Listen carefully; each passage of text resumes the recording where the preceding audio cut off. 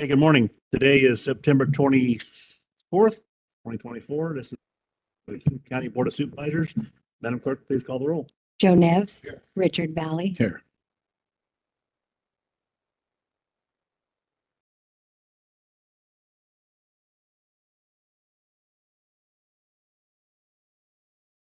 Surprise. Good morning, Toby. Thank you for coming. Morning, everyone. It's a privilege to be here with you this morning. Will you pray with me?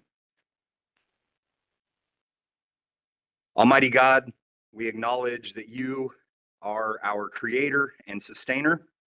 We are grateful for the gift of life that you have given us. We're thankful for the abundant blessings that you continually pour out upon us. God, may you be at work in our local communities, our families, towns, and cities. May you move every heart in this county, that the barriers that divide us will crumble, suspicions will disappear, and hatreds will cease. We pray that you will guide us to live in peace and charity toward one another. We pray that you will give us a greater sense of mutual love and respect, that we may live in harmony as neighbors from the greatest to the least. God, we ask that you will give our leaders strength as they serve. Guide them, bless their families, give them your wisdom as they lead and make decisions. May our common bond as fellow citizens of this county, as your children, draw us together in unity despite our differences, and lead us to work together for peace, justice, and liberty. May your kingdom come, your will be done, on earth as it is in heaven. Amen. Thank you very much. I'm going to turn my attention to our clerk of the board, Catherine Venturella. If she can lead us in the flag salute. This is her birthday week, and it's an honor to have her every year. So you please lead us in the flag salute. Ready, begin. I pledge allegiance to the United States of America and to the republic which stands one nation under God, indivisible, with liberty and justice.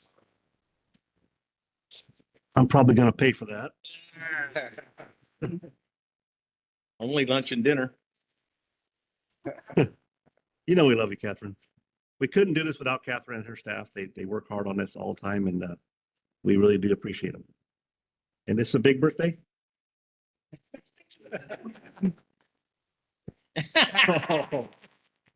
Okay.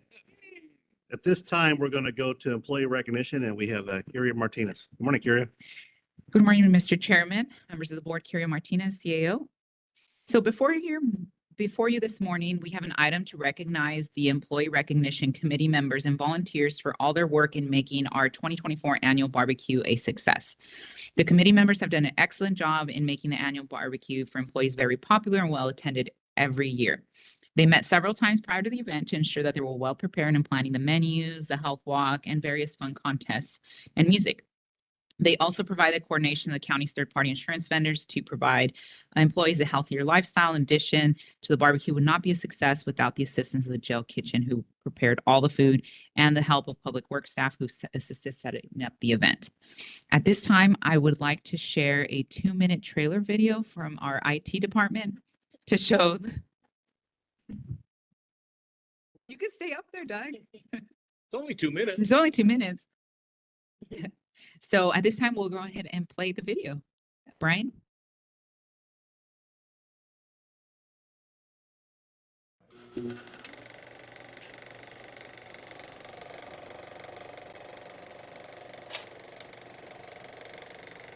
Every year in May comes an event that with every passing year gets better. Why such an event, you may ask? It is Kings County Employee Appreciation Barbecue. Employees from all departments come to enjoy great food, participate in games and fun, while getting to hear DJ Viking Dave himself. So, enjoy the photos from this past event, and if you didn't come out, there is always next year.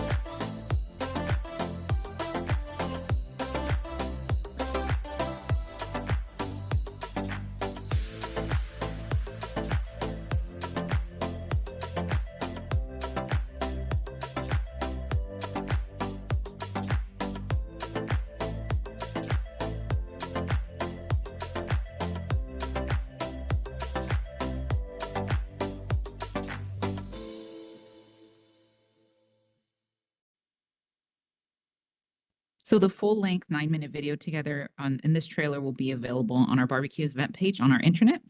So at this time, Supervisor. So I'm actually going to call out the employee recognition committees that we have. And so if everyone just can come up here and then we're going to take a photo at the end. So Christine Olvera, Lisa Flood, Eva Perez, Desiree Lowe, Dave Eliason, Serena, Lucy Rodriguez, Melissa, Cassandra, Tony, Who? Job. Dave. Jim Henderson, Anthony, Jamie, Faye, Jose,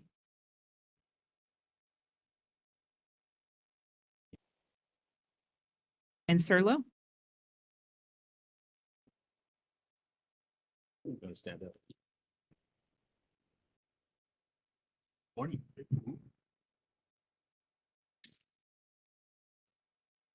Yeah, I'd have to. Yeah. Stand sideways for you. Sideways? Too many tacos. Yeah, oh, yeah, no. Not mine. We were them. Still needs to stand both sideways. Now you got your, good now? We got it. You got the wide angle in? Oh, got the filter. These photos will be available in the lobby for $5. Got to start fundraising for next year. Oh, yeah.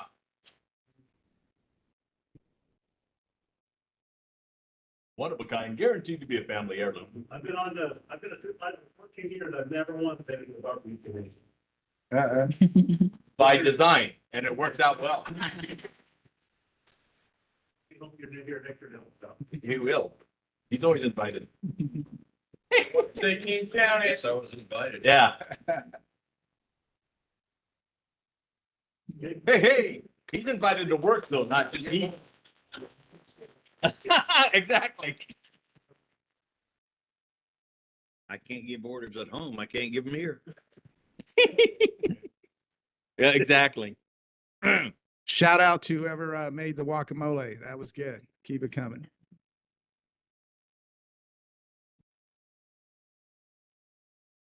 Well, thank you to our staff. That's a big deal, showing appreciation to our workers here. So I don't know who's on the committee. I know Fagunas and Neves are, but everybody that does that, that's an awesome deal for our staff and little way of show a little appreciation to them and thank you for your hard work.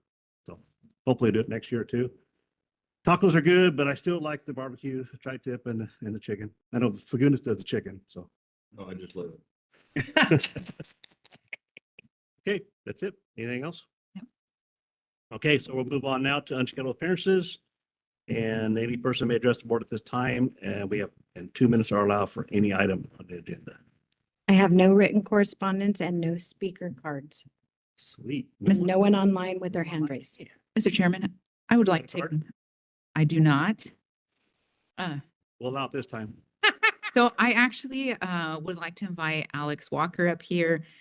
Alex Walker is our new administrative analyst here in administrations. He's our former intern. Before joining the team, Alex left to work in the governor's office for the California Strategic Growth Council. He was there for a year. Before that, he was actually an intern here, and he's a graduate from Fresno State, full honors. While he attended Fresno State, Alex completed various award-winning research projects for the College of Social Sciences honor program. He served in student government and campus organizations. He's also really well involved in the community. Alex continues to serve on the board member and club administration director of the Rotary Club. He's a board member of the Human Rights Coalition in Central Valley. And I think he has a tie with you, Supervisor Verboon. You bought his pig when he was an FFA during it high is. school. Still in the freezer. Hopefully not. You know, when you go to these things, I did buy Alex's. I was there and he was just a little kid and I try to buy people in my district. So one of the first ones I ever bought was his. But then a couple years later, I wasn't able to make it. So my buddy called and said, "Hey, you need to come here and buy some animals." I said, well, go get my number and start buying them. And I walked in and everybody's like, hey, thank you, thank you, thank you. I had 90 pounds of linguiça at my house. I bought a $600 chicken. It tastes like the rotisserie chicken at the Save Mart. So don't ever tell your friends your number. So I just wanted to welcome Alex. Alex, do you want to say a few words?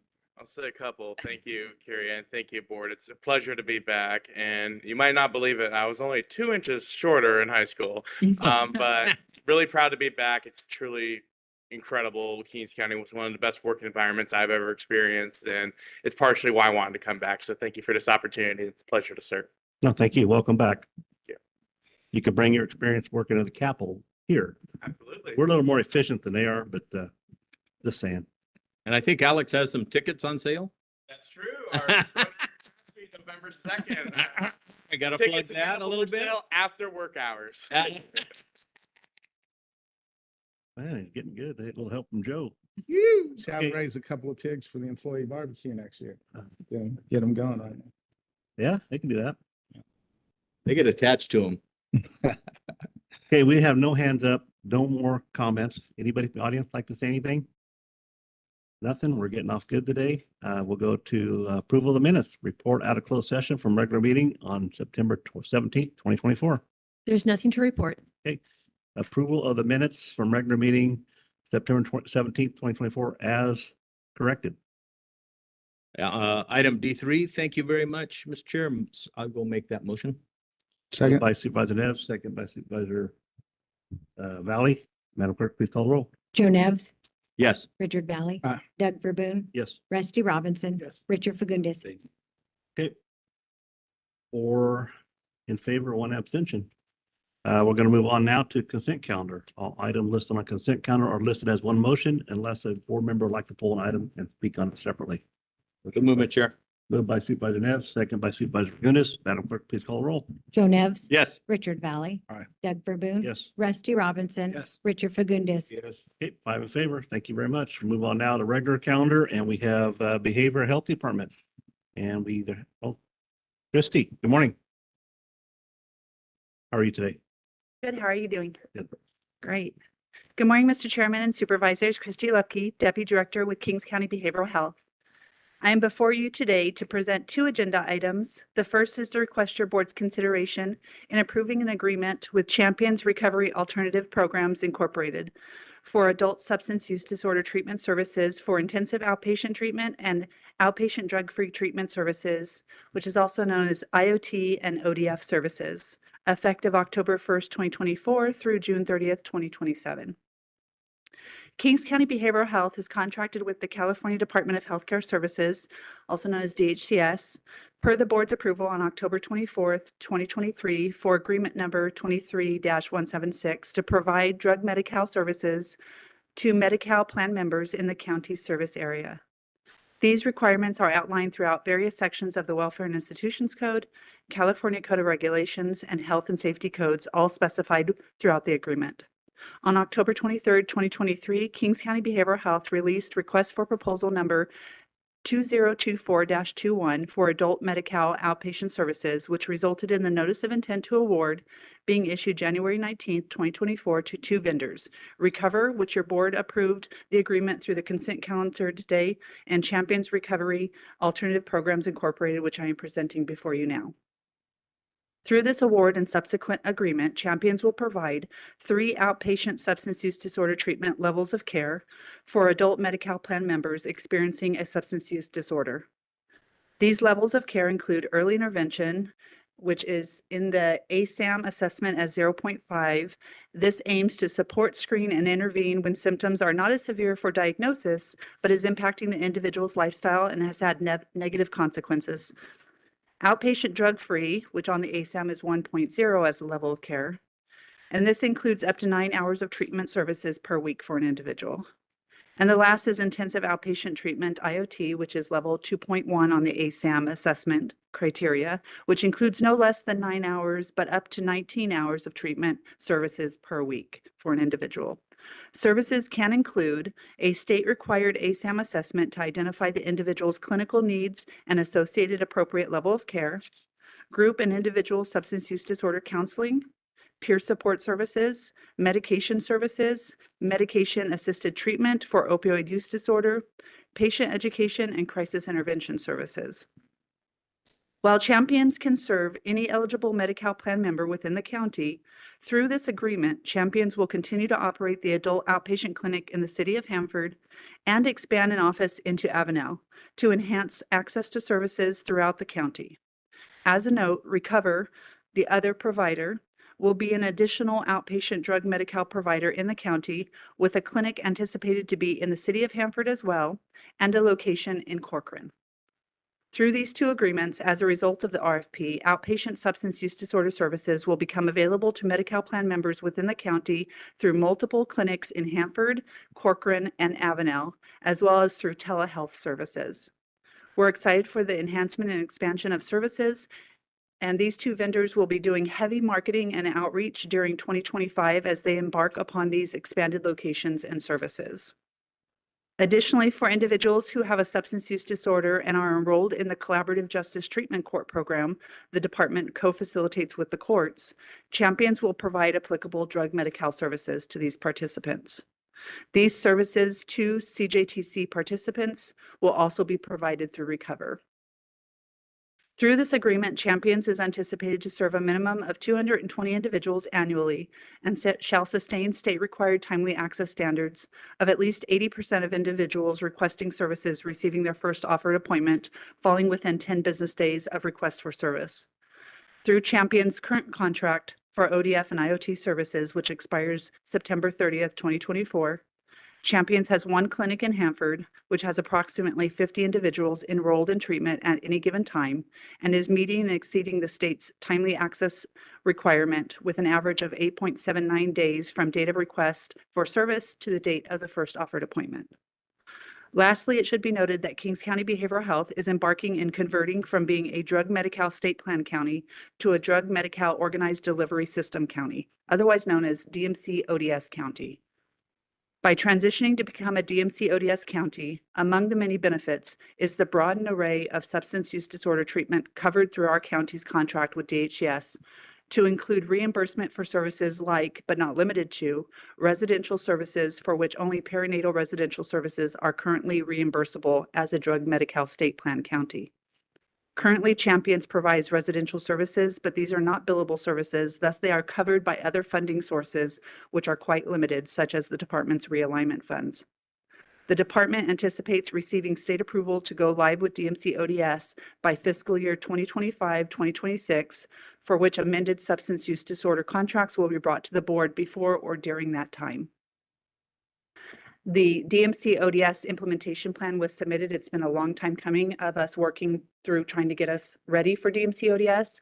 And it was submitted through Anna Lopez, who is here and has really been holding it down for the substance use disorder department while we've had a vacancy manager position. And one of our new managers, Sandra, who is here, who is our new substance use disorder quality assurance manager. Because one of the things to go DMC ODS is that we have to have a lot more quality assurance type activities for monitoring and oversight to ensure that we're meeting all of the enhanced standards to be able to then draw down the enhanced billings for the array of services that we can't currently get reimbursement for right now. This Champions agreement has no impact to the county general fund, and this agreement has been reviewed and approved by county council as to form. I request your board's approval of this agreement and am available for any questions. Thank you. Any questions or comments from the board? And you want to do all three of these at one time, correct? The second one is the residential, which I can speak to. Okay, well, Yeah. item one right now. Moved by Supervisor Fagundes, second by Supervisor Nez. Madam Clerk, please call the roll. Joe Nevs. Yes. Richard Valley. Aye. Doug Verboon. Yes. Rusty Robinson. Richard Fagundes. Yes. Okay, 5 in favor. Please Thank you. continue. The second agenda item is to request your board's consideration in approving an agreement with Champions Recovery Alternative Programs Incorporated for residential substance use disorder treatment services effective October 1st, 2024 through June 30th, 2025. Kings County Behavioral Health is seeking to continue an agreement with Champions Alternative Recovery Programs Incorporated for the provision of residential substance use treatment services to adult Medi-Cal plan members in Kings County. The current agreement expires September 30th, 2024.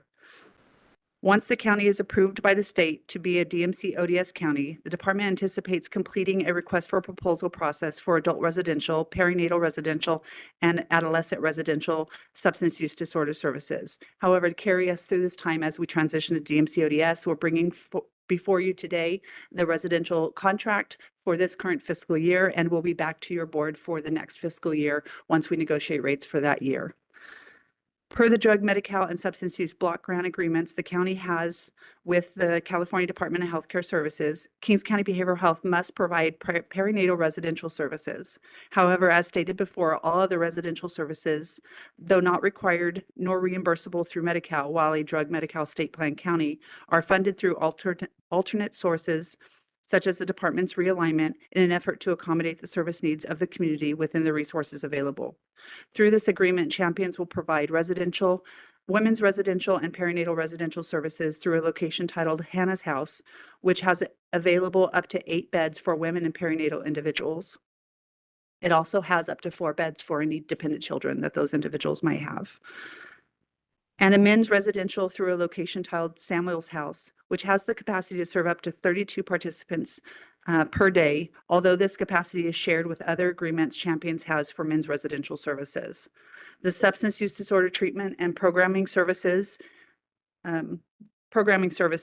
individuals can receive include treatment planning, group and individual counseling, medication support, group treatment service sessions, crisis intervention, relapse prevention and planning, case management to include enrollment documentation, activation of benefits and linkages and referrals, and care coordination, collateral services such as educating families to help develop their understanding of a substance use abuse and how they can support their family member who is experiencing a substance use disorder, discharge and transition planning, drug testing, including urinalysis and blood alcohol concentration, linkage to medication assisted treatment, and linkage to employment training opportunities and educational opportunities.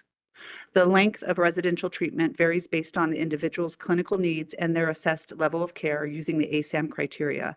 However, there are general guidelines and limits set for the duration of residential treatment. The typical initial authorization for residential treatment is up to 90 days for adults based on medical necessity, and an additional 30-day extension can be authorized if the individual continues to need residential care based on reassessment of their clinical progress. Clients may receive further extensions in exceptional circumstances, but continued stays beyond their initial period required clinical justification. Perinatal women can remain in residential treatment for a longer duration, up to 6 months, with possible extensions if medically necessary. This Champions agreement has no impact to the county general fund. A sole source has been reviewed and approved by purchasing, and this agreement has been reviewed and approved by county council as to form. I request your board's approval of this agreement and am available for any questions. Thank you. Any questions or comments from the board? Moved by Supervisor Robinson, second by Supervisor Nez. Madam Clerk, please call the roll. Joe Nevs, Yes. Richard Valley. Aye. Doug Verboon. Yes. Rusty Robinson. Yes. Richard Fagundes. Okay, 5 in Thank you. favor. Next item. Morning, Dr. Lewis. Good morning, Mr. Chairman, members of the board. I'm still thinking about the $600 chicken. No, actually, I got more than one. I got like 3. And then the more high is really good. They take them and they butcher them and they're still warm in the bag you put in the freezer. It reminds me of a time I once. They're not cooked though. I once bought $45, not comparison, but $45 worth of milk accidentally in Las Vegas, and it's not- amazing how these things happen. This was good chicken. Yeah. Well, let's hope. Well, good morning, Mr. Chairman, members of the board. I'm Lisa Lewis. I'm the Director of Kings County Behavioral Health. I'm here this morning to request your approval of the agreement with Kingsview to provide the countywide 24/7 call center and mobile crisis program. By the way, Kingsview is here today. Dr. Rogers is here with her crisis team back there. For background, mobile crisis services have been a key focus in Kings County in the last couple of years, made possible through a grant supporting the planning and infrastructure of these services. Our efforts during 23-24 included a community input survey and included the input of over 900 individuals in our community.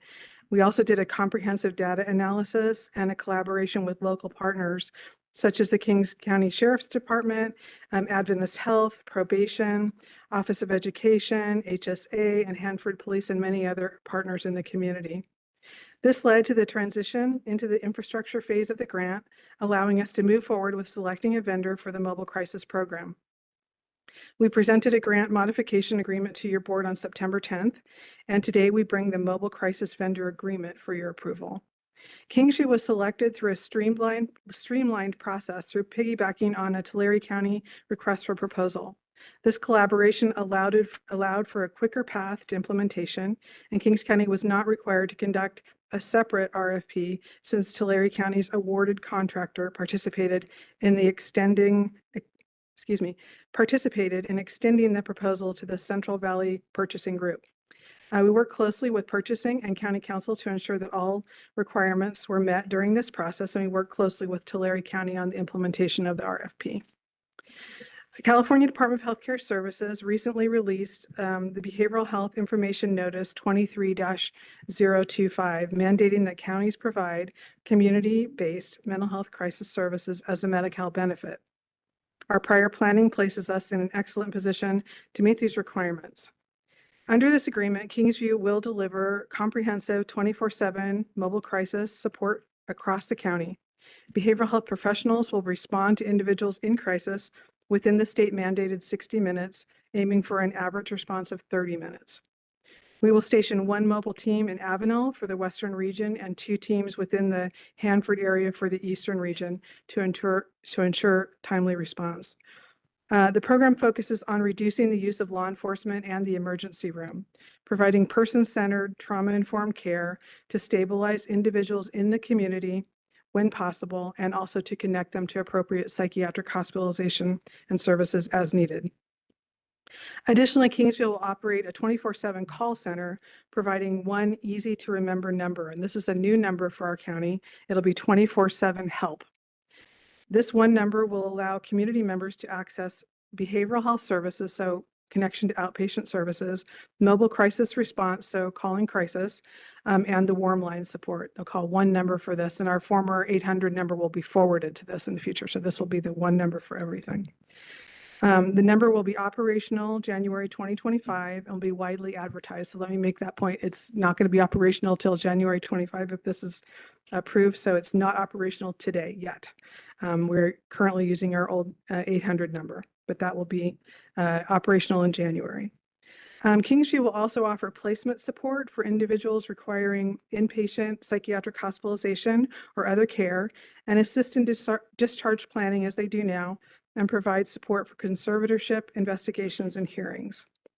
With your approval of this agreement today, Kings County will take a big step forward in our efforts to build out our crisis services in the county. We'll be poised as of January 2025 to offer far more responsive and effective crisis services for all of our community, and will be easily reachable through one number, 247 HELP. Thank you. There is no fiscal impact to the general fund, and I respectfully request your approval of this agreement and can answer any questions. Thank you. Thank you, Dr. Lewis. Any question or comment from Dr. Lewis? Yes. Supervisor Robinson. Morning, Doctor. So did we ever determine, so when the mobile unit comes out, did we ever determine who makes the 5150 determination? I know we're trying to limit law enforcement, but will you make the mobile unit? The team will be authorized to put people on a 5150, just like our crisis team is now when they go into the emergency room. So the same thing, they will be able to do the 5150 there. And then they will determine if there's many ways that you can get someone to the hospital at that point. So if they're agreeable, family wants to take them, or if it's a serious situation where we need to call police, then we will do that, or sheriff, depending on if that's needed, or if we need to call an ambulance. So the nice thing is we can be responsive to this situation and work out how that is done in a less stigmatizing and usually less, lights flashing, what's going on at that person's house kind of thing. Roughly 70% of all crisis situations are stabilized and people are connected to services. It's really only about 30% of the people who are evaluated who actually need to go to a psychiatric hospital. So that means that only 30% of the people we evaluate are actually going to go to the emergency room. So that cuts down on a large number of people being in the emergency room who really don't need to be there. Kingsview does a wonderful job of being responsive and timely and working with the emergency room, but this is really going to help everybody. Thank you. Very good. Any other questions or comments from the board? Direction? So move, Mr. Chair. Moved by Supervisor Nev, second by Supervisor Fagundes. Madam Clerk, please call the roll. Joe Nevs, Yes. Richard Valley, Doug Verboon. Yes. Rusty Robinson. Yes. Richard Fagundes. Five in favor, and even Dr. Rogers got a call out on that, so thank you. Yeah. We appreciate your Thank her service. For being here. And I want to thank her team who do a wonderful job. We're in communication with them all of the time. We know them very well because of all the work we do together, and we're very proud of what they do. I'd also like to thank my team. This has been a big lift. It's been over the course of 2 years. Our contracts manager, many of our managers have been involved in this. Christy has taken the lead in working with Tulare County on this RFP that was very complex. So there's just been a lot of work gone into this for 2 years, and putting out mobile crisis is a big deal for a county to start, so we need to get it right. And so starting in January, it'll be a primary focus, and we're very excited. Thank you. Thank you. Next item is going to be from the fire department, and we have Salvador. Good morning. Ooh, tag team. It's a tag team. I think they planned this. Honorable board members, Chair, CEO Martinez, good morning. This morning, we're gonna present a request for the finalization payment of a water tender that was damaged last year. The repairs have been finalized, and I'll let Matt expand a little bit more into that. Thank you, Board of Supervisors. Chairman, the Matt Sanfilippo, Kings County Fire Department, we're requesting to pay the remaining amount due to Cummins Sales Service for the water tender. There was a failure in the number 6 cylinder, so it was a major repair. The fire department already put a $40,000 deposit towards this repair, so the remaining is $15,897, and we're requesting that we can make that payment. And sales quote has been reviewed and approved by County Council, and I'm here for any questions. Thank you. Any questions or comments from board? Moved by Supervisor Fagundes, second by Supervisor Neves. Madam Clerk, we have a question. Just real quick, I just want to take the opportunity to say thank you to the firefighters, doing a good job as always. Thank you, Chief, keeping us always updated with the emails and from all over the county on incidents, and we appreciate that. It's good to know that the firefighters are safe when we read them emails every morning. It's like pretty much every morning, late at night, there's an email coming from you. So Appreciate it. thank you. We've never had that before. So. Sal has a hard time writing his email because he's always on going with the sirens going and calling you. No, Got a problem over here. I'll be on top of it. So that's staff. He's Staff takes care exciting. of that. I enjoy that. He's actually in the vehicle. Yeah. He'll call, I'm over here on the mountain by Avenel on the hillside. Okay, we have a motion in a second. Joe Please Nevs, call the roll. Yes. Richard Valley. Aye. Doug Verboon. Yes. Rusty Robinson. Richard Fagundes. Okay, 5 in favor. Thank you, Bert. Good luck. Okay, next we're going to do the study session from the Ag Commissioner. We have Jimmy Hook here this morning, and Mario Gutierrez. Good morning, Mario. Morning, Jimmy. That's why they're dressed up. Yeah. That's how I always dress. What are you talking about? Jimmy didn't wear the slacks this year, though. He got the matching. Yeah. I figured you couldn't see that, below the. Yeah. So I was saying, Ooh. Thank you, sir. he's just give him a second to pass out the crop reports. And there'll also be some in the back for anyone in the audience that wants a copy of them. Okay, floor is yours. All right. Good morning, Mr. Chairman, members of the board. Jimmy Hook, the Agricultural Commissioner Sealer for Kings County. It's my honor to be here today to present to you guys the 2023 Kings County Crop Report. So for this last year, and it's always a year in rear, so we do 2023 and 2024. So, it's nothing to do with this actual year. The gross value of all crops was down 16.9%. at a total of $2,155,882,000, representing a decrease of just under $440 million from the 2022 value. So I think with the events last year, we were kind of expecting some sort of reduction, and that coupled with some of the prices for commodities, it's, we're kind of where we expected. We obviously want to see it go back up. So we'll see how that works out. For 2023, the top 10 commodities were still number one, milk at $697,947,000. Pistachios number 2 at $290,078,000. Cotton number 3 at $179,378,000. Cattle and calves number 4 at $176,066,000. Processing tomatoes at number 5 at $143,147,000. And almonds number 6 at $132,323,000. And then rounding out the top 10 were silage corn at 7, wheat silage at 8, vegetable crops other at 9, and plums at 10. So the categories which we saw increases were Fruit and nut crops which had the largest increase of just over 77 million or 12.6%. And that was primarily due to increased harvested acres of pistachios and grapes, along with an increase in price for freestone peaches. And then there was also an increase in value of seed crops, and that was due to increases in planted acreage and seed value. And that ended up being about 3.6 million, or yeah, at 29.1%. So it was a little bit smaller of a number, but it gave a large percentage increase. And in categories with decreases, the number one was livestock and poultry products. The largest decrease at just over 300 million, 30%, and that was due primarily to the lower production and milk values. You know, almost totally encompassing that reduction. You know, it's also important to note that last year we almost made $1 billion in milk, and that was about a 30%, a little bit over 30% increase from the previous year. So it went up in 2022 and dropped down back to closer to the 2021 value in 2023. So hopefully that goes up. I know the producers kind of struggling out there with the milk prices. So for field crops, we also saw a decrease of 208 million, 38.4%. And that was due to lower planted acreage and reduction in commodity values. And then vegetable crops decreased in value by 11 million. And that was mostly due to the processing tomato acreage. And I'd like to thank all of our producers and their employees for the contributions and providing information used in compiling the crop report. Without their cooperation, this crop report wouldn't be possible. You know, we do a lot of time and effort in getting calls into them, and we really appreciate them getting us the information. It makes it a lot more accurate. This year, the crop report is dedicated to the farmers of Kings County.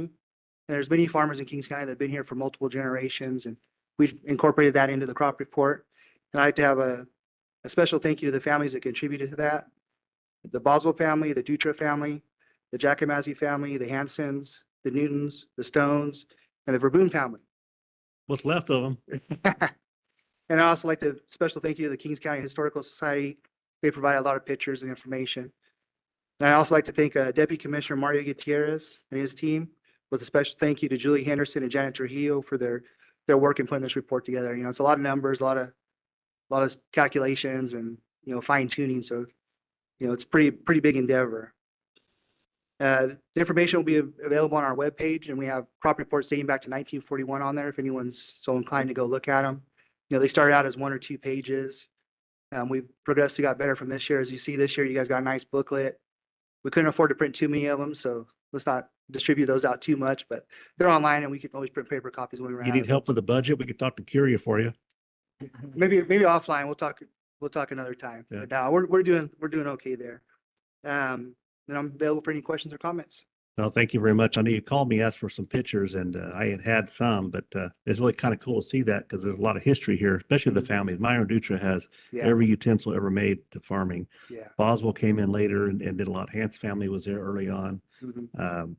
You know, my grandparents and great grandparents were here in 1800s in Angiola. So only thing is, I was thinking my great uncle had a lot of history with the dairy industry, but they had a big fire in 1968 or 69, lost everything. So Yeah. didn't have any kind of record at all. So what we have was like from the 40s from my grandfather when he came to Hanford. So thank you very much. I think that's really cool. Yeah. That's your grandfather up there? Yeah, those pictures. I got in that picture, the 2 little kids, that's my grandmother and my great uncle, Doug Butcher from Corcoran. And then the power pole, that's my grandma inside the pole with her best friend, Patel's. And then the airplane's taken outside my house off Broken Flint. And then the one with the wagon is my great grandmother, Janet Butcher. She just got off the train in 1911, marching for women's rights in San Francisco, in the town of Angiola. So, very cool. Yeah. Thank you. Thank you. Any comments from the board? Nope. Good job. Good job. So motion to accept. Good job. Moved by Supervisor Neves, second by Supervisor Robinson. Madam Clerk, please call the roll. Joe Nevs, Yes. Richard Valley, Aye. Doug Verboon, Oh, yes. Yes. Rusty Robinson, Yes. Richard Fagundes. No, thank you again. I like it when Mario's busy. That way I don't get any citations on my ranch.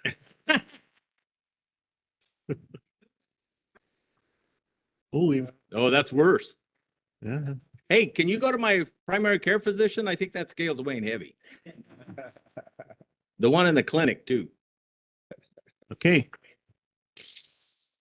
I don't think Mario can help you there. All right, we'll move on now to study session, and we have Carrie Martinez and Gazelle for PG&E. Carrie? Yes, Mr. Chairman.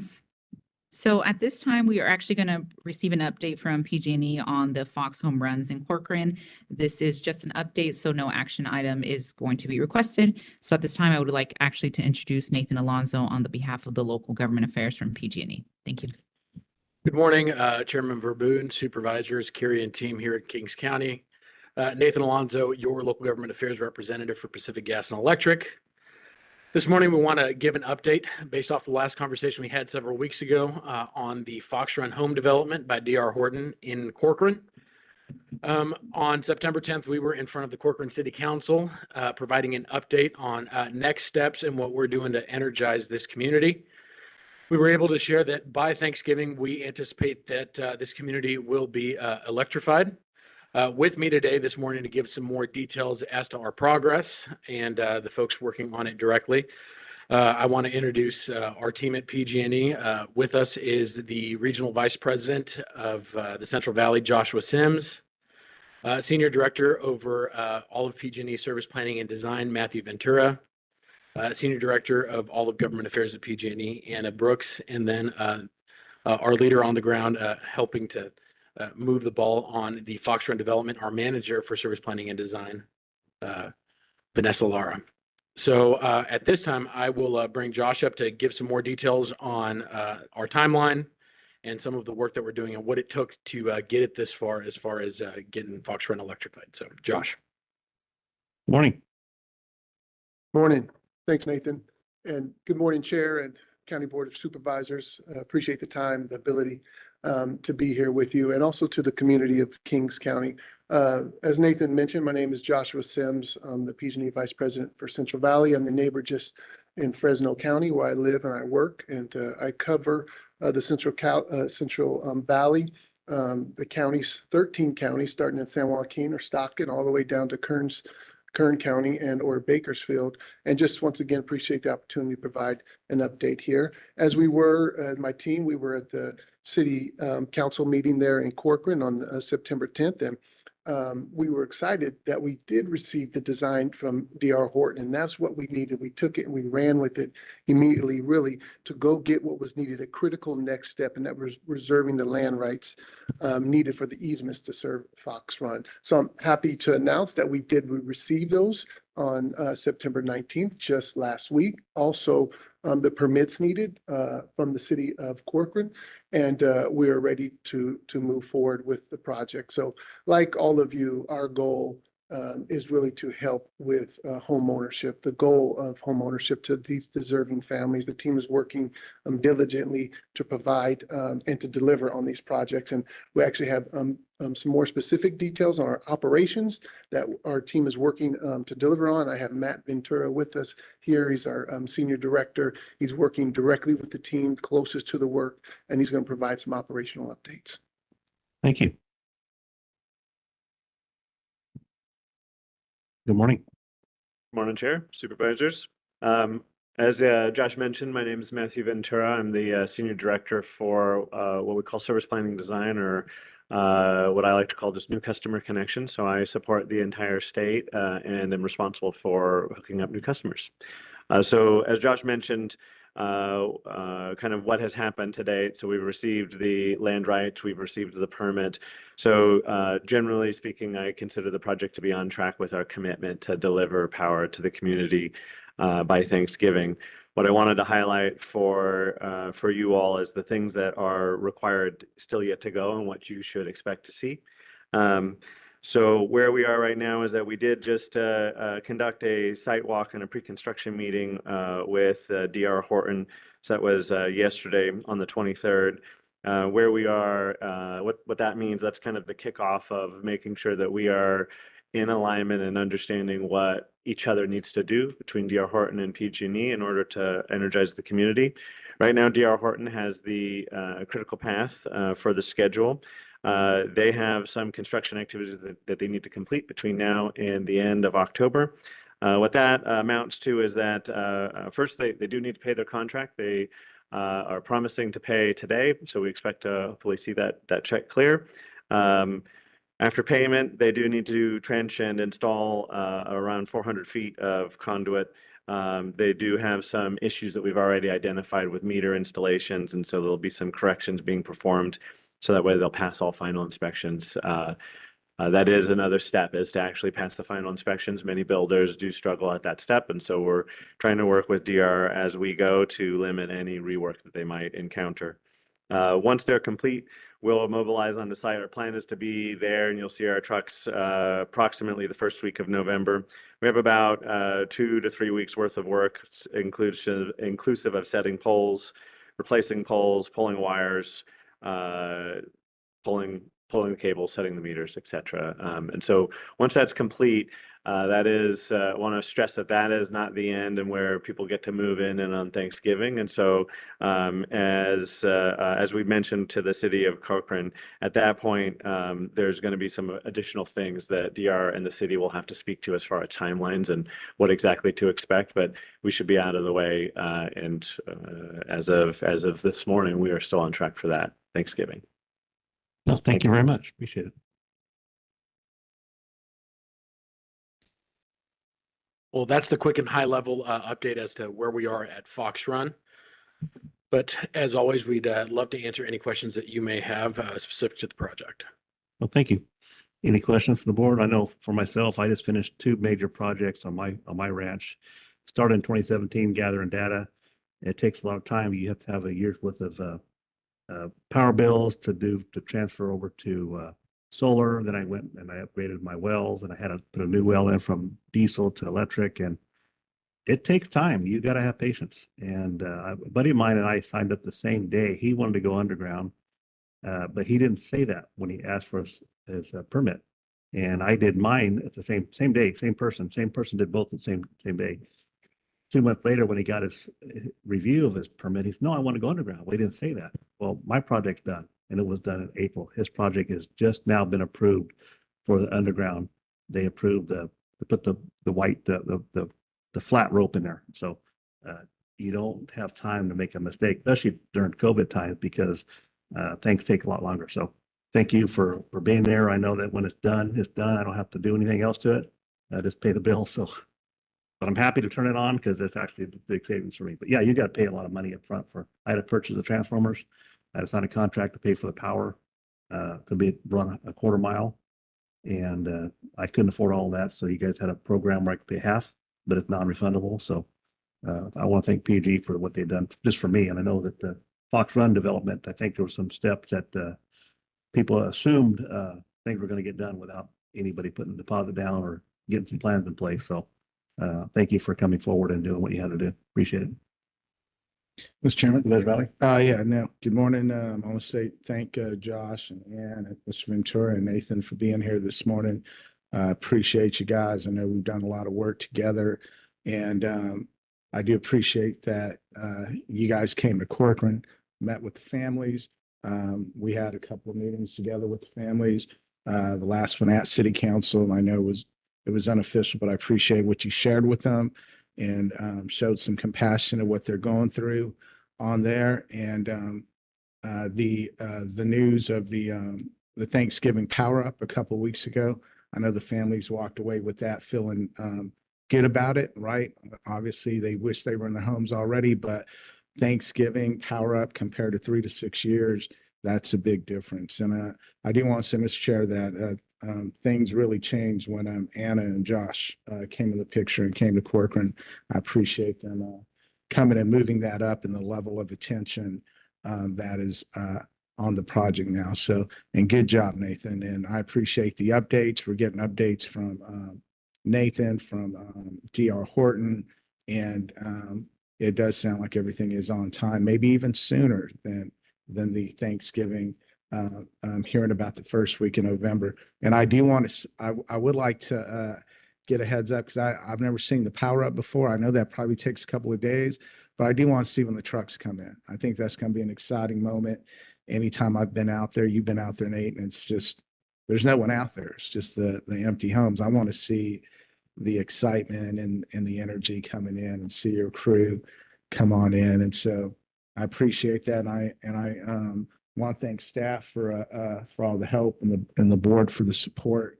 The letter that went out that I wrote to your CEO, Patty Pope, I appreciate, Josh, you responding to that, and got a response from the governor's office as well on that. And so that's very appreciated when someone gives us the time and attention to put some words on paper and respond back. And so, Mr. Chair, I'm not requesting any other updates from PG&E unless you guys see something in the schedule that's major, that's going to affect, then I'd appreciate if you guys would reach out and come update us. But other than that, I know you guys are very busy, and I'd rather have your time freed up instead of being here to be out making things happen and bringing power to people above and beyond the Fox Run too.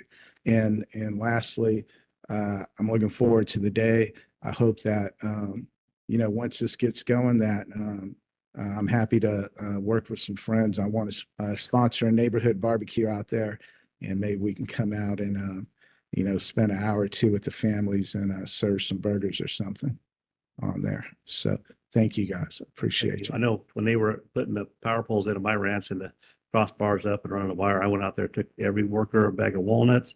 I took them ice water, and I made them sure they understood that I respected them being there, because it was a long process. Yeah. And I'm very thankful that it's all done.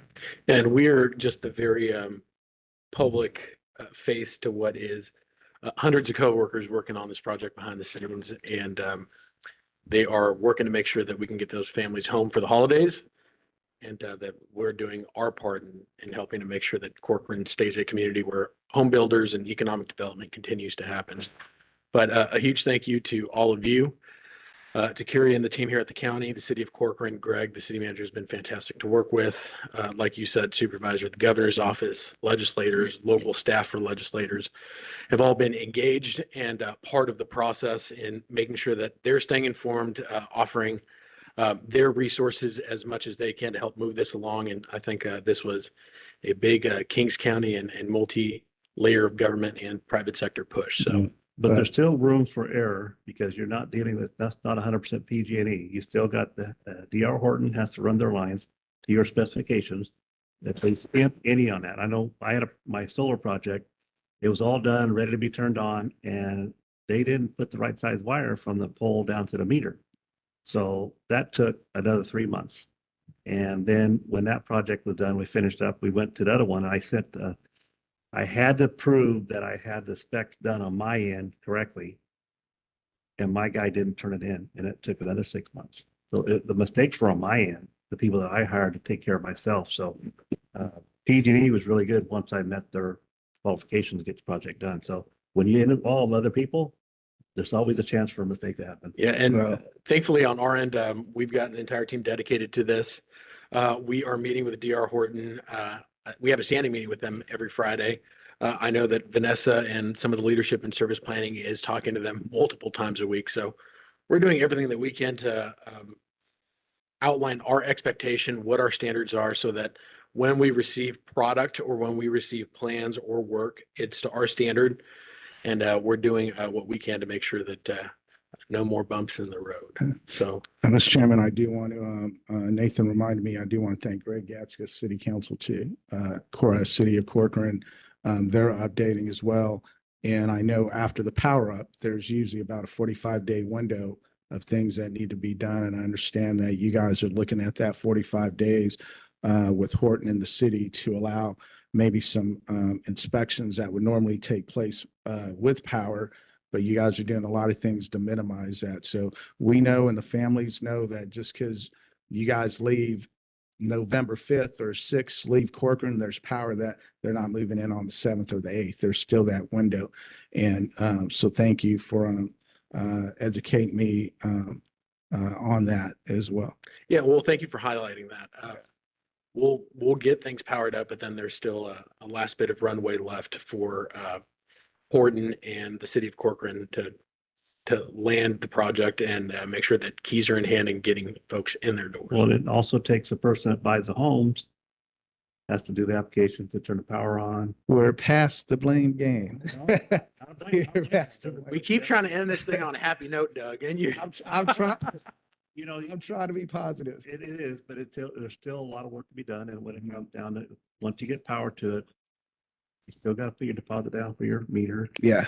You could do all that stuff. That's not PG&E's problem. That's, No, I know. they got policy in place to do Yeah. that. So They're working. I think even Josh mentioned that, or Mr. Ventura, that the meters, yeah, responsibility of DR Horton, but that's one of the steps that you guys are working with, right? To shorten that window. And so I know I appreciate the support of the board. I know you've had a lot more experience in this area than me, but I did learn a lot on there in the last month. And there's a lot of people to thank to help us all to get to where we were. I don't know who the other legislative offices that you named, because I sure haven't heard from anybody, but the governor's office and you and DR Horton, the families, Corcoran City Council, and the support here at the board. We did a lot of work together to get here. So those are people that I want to highlight. Yeah, So, definitely. thank you. And big thank you to the county's team up in Sacramento, the folks at Shaw Yoder who've been in close contact with us too. very good. Thank you, Doug. Thank you. So Board. Thanksgiving of 2024, 25. Didn't say what year. That was a small. This year, this Thanksgiving. I just know it's just times are tough right now, and it's hard to get everybody to work together in sync. And so if PG&E can get their stuff done, that'd be great. And then it's time for everybody else to step up, do their job as well. Thank you. And just like Verboon got his help, I still got that power pole issue behind my house that we were You call me. We'll take. we were working on before all this. Don't you worry about it. I'm still picking up your phone. My appointment magically got canceled. No. We'll be good. We'll talk. Yeah, I know. Thank I'm you. just Make messing sure the with you. check is good. Thank you, board. No, thank you very much. Thank you, Josh. Thank you, Anna.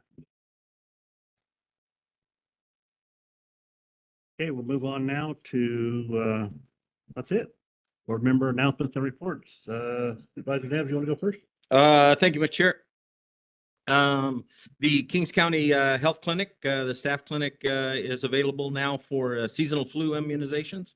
Kathy and I went and took ours last Wednesday. It's quick, it's easy, it's good preventative measure before flu season. It doesn't keep you from getting the flu, but hopefully it will keep you from getting sicker of the flu. So you still have to wash your hands and social distancing and all the other things during the flu season. The Human Services Staff Appreciation was also held last Wednesday on the 18th. Special thanks to Richard Fagundes, Lupe, Evan, Chief Salvador Flores, Jim Kilner, and Kathy Neves. The day was beautiful. Philly cheese sandwiches. Everything was real good. The City of Corcoran hosted the City County Coordinating Meeting on the 18th at the Veterans Building. We had updates on the Fox Run as well as the homeless challenges of many of the other items that were brought up. Then on Thursday, Calviva, the Finance and Regional Health Authority meetings in Fresno were held. Preliminary year-end financials were reviewed, and the formal audit presentation will be in October. There were no concerns found. Performance measures continue to be reviewed. Enrollment seems to be increasing with about 2,000 in the region, bringing the total to 349,399. Kings County unfortunately lost about 34 members at the end of July. Went from 38,400 to about 38,370. But the enrollment dates are different. And so the enrollment dates were probably just different for Kings County, and that created the difference. Continue to announce freshman football at Lemoore High. The Commission on Aging Senior Day in the Park was also on Friday. A special thanks again to Richard Fagundes, Lupe, Evan, Chief Flores, Jim Kilner, Kathy. Matt was there also. Everybody washed their hands. It was wonderful. Prepared breakfast burritos for 375 people. There was almost 500, a little over 500 people that were in attendance. They also had a car show, entertainment from Hanford West. Band Elvis was there. St. Rose McCarthy students served. American Ambulance was there. Certainly want to thank you for your attendance and support of that event, and thank you very much. The Hanford Blues and Roots Festival was held on Saturday evening at the Civic Park. It was a beautiful evening for music, food, and some adult beverages. I didn't have any, but they were available, but I'm sure they were there. And then yesterday, the Kings County Behavioral Health, we also talked about the housing support, and it was a very nice presentation. 495 individuals are cared for through room and boards, board and cares, anchors, North Star, full service partnerships, and some of the ACT or assertive community treatment program. I'm also starting to work on the data notebook for the behavioral health boards and commissions. And this board will be seeing the bylaws come in the next month or two after the behavioral health has one more chance to look at the final copy and then forward them on. So with that, that's all I have, Mr. Chair. Thank you. Thank you. Well, I just want to echo what Supervisor Neff said about the luncheon that we've done. The Western theme that they had at HSA was wonderful. They had a wonderful time over there. Commission on Aging also the same thing, the car show and everything. Everybody participated. Thanks so much for all the help that we always are able to have. That makes it go. So, and with that, thank you.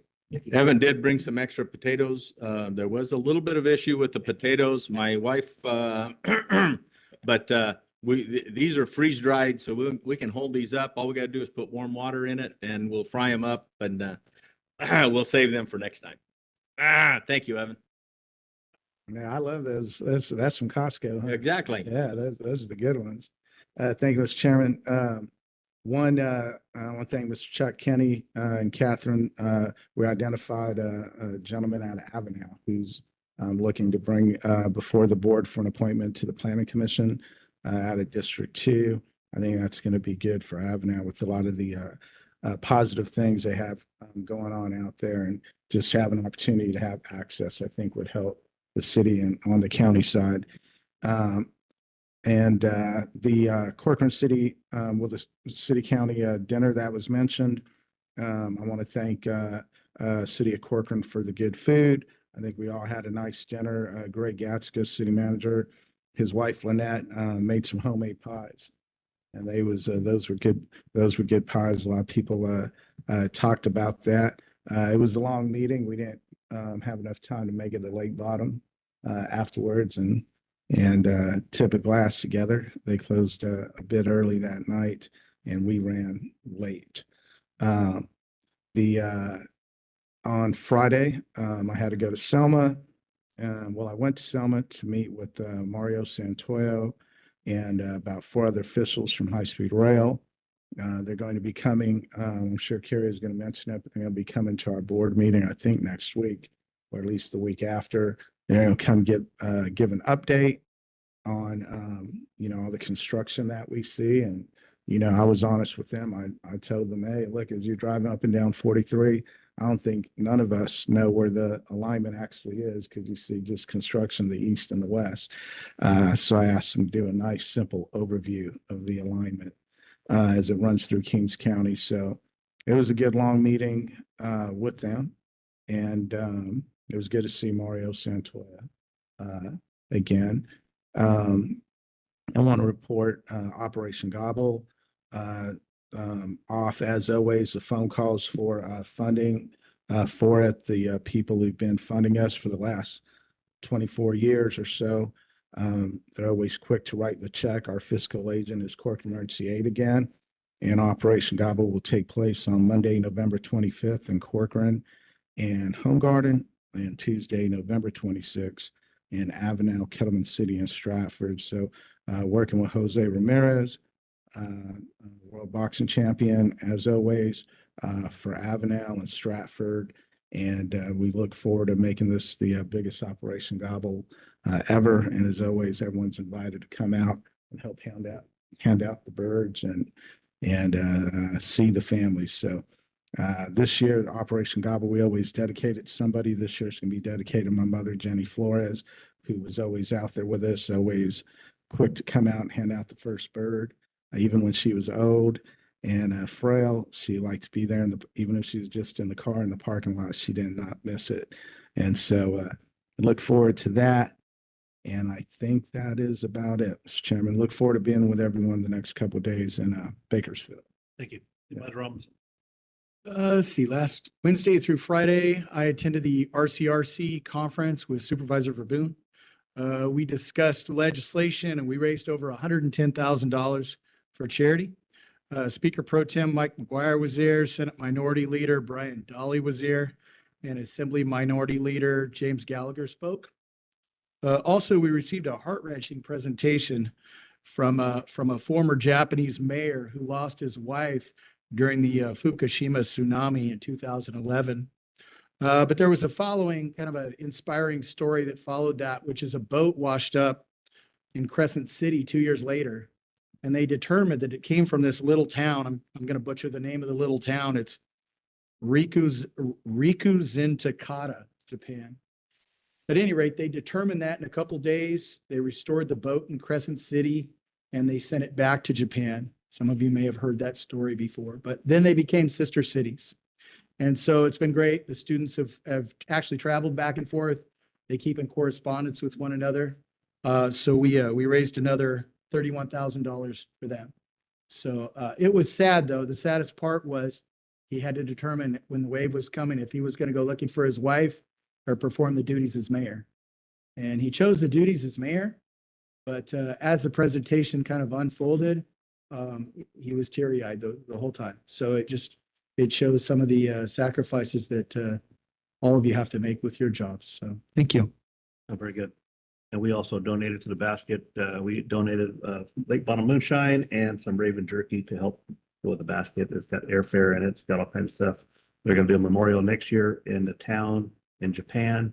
And so this provides an opportunity for people to go back there and be part of that too. So the big deal. We donated a basket. We spent, I think Diane did the basket less than $1,000, and they were getting $2,000-3,000 per basket. So we got, I believe it was 75,000 in basket donations, and then it goes to the chair's charity, which is Chris Lopez from Monterey County. He picks the charities, and then we did another basket at the last second. Went around the room and got people to donate on the spot and raised $31,000 to go for it's called Kamani Foundation, which is going to be a foundation to preserve the history of this event forever and kind of teach the next generation of students what happened and how to work together with other countries. So at this time, we'll move on. Oh, and then I did that on, that was Tuesday night, Wednesday, Thursday, and then Friday, I was the chairman of Amtrak San Joaquin's in the town of Martinez.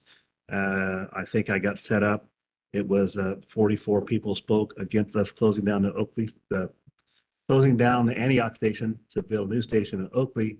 And so nobody wanted to chair that event, but the longest train meeting in history, we did about over 3 hours, but no drama. We had 3-minute timers on the clock, so it went done. But yeah, I got explained life to me pretty good. So we had a nice event there for the train meeting at Contra Costa County Board of Supervisors chambers. So very eventful. Made it home by 7 o'clock on Friday night. So look forward to this week with our RAC, San Joaquin Valley Regional Area Conference, which starts tomorrow. If you close down the Kirkland station, doesn't show that. I don't know where the rumor started with the Kirkland station, but it's not true. And I'm getting tired of having to explain to people. So whoever started the rumor needs to knock it off. We did lose the Wasco station. I did bring that up at the Amtrak meeting. I told the people, they were all complaining about we shut their station down in Antioch. And I said, we don't control the votes here in Central California. We don't control 4% of the votes, but you guys control the votes in all of California. And I said, you voted for high-speed rail. High-speed rail took out our Wasco station and we never got a chance to defend ourselves against this. So count yourself lucky because your decision on having high-speed rail come and took out our station, we didn't have an opportunity. And I said, I ran for office to protect my station in Hanford and Corcoran. So we have to do that because high-speed rail can turn the tables. We have no say in it. So it's important. ask, well, that'd be a good question to ask when Mario and them are here, because as I asked them about the Corcoran station, because I took what you said, right? They said that high-speed rail has no authority to shut down Amtrak stations, that only Amtrak makes the They decision. don't on have the shutting authority to shut station. down Amtrak station, but when it's in the middle of an alignment, they take it. Just like your dairy reform. Mhm. And that's what happened to Wasco. They didn't shut it down, they just took it. Just completely not even there. So they're not doing that with Corcoran. The only problem Corcoran may have is if the rumor is true that high-speed rail doesn't ever exist and they put the alignment on the high-speed rail alignment, which is why we have a Kings County station, Mhm. because that's what I got in the negotiations. So we want to protect that right. And if we do lose the Corcoran station, we'll leave a train on it to shuttle people back and forth. So we still got to get it from Wasco. Okay, thank you. And we have to build a station there, or someone have to build a station. Okay, we'll go on now to board correspondence. Thank you, Mr. Chairman. So the board received an invitation today from the Kings Water Alliance for an in-person workshop regarding the well water testing for safe drinking water in your home, which will take place at the Kings County Fairgrounds on September 24th at 6 p.m. That's actually today. So Behavioral Health will host its Veteran Support Group tonight, Tuesday, September 24th from 5:30 to 7:30 at the Veterans Memorial Hall in Hanford. Behavioral Health will host its Family Member Support Group next Tuesday, October 1st from 5:30 to 7:30 here on campus at the Kings Building. And Kings County Fire Department will host the public safety event on Thursday, October 24th at the Kettleman City Park from 5 to 7 p.m. For upcoming agenda items for October 1st, we have quite a few items. The administration has an update on the telework policy. County Council has a conflict waiver consent form. Fire has 2 items on Fire Prevention Month proclamation and donation of some items. Health has 4 items: SIDS Awareness Month proclamation, some internship agreements, the county MSP program grant, and some health officer coverage from Fresno County. Probation has 3 items: in agreement with Champions Alternative Program, discharge on delinquent court-ordered accounts, and some subscription agreements and additional service hours. Public Works has 6 items: Jackson Ranch subdivision partial bond release notice, the Kettleman City State Route 41 pedestrian crossing and pathway improvement notice of completion, some highway safety improvement program projects, the resolution certifying the Kings County maintained roads for 2023, an agreement for Teeter for the new sheriff's evidence storage facility, and a joint agreement with Southern California Edison and the High Speed Rail Authority. Sheriff has an item on the school resource deputy service agreement. And that concludes my report. Thank you. Thank you, Kyria. At this time, we'll go to closed session as outlined. And do we have any reporting out to do? Actually, I don't anticipate any reporting out from closed session today. Okay, thank you. We'll see you next Tuesday. Thank you very much.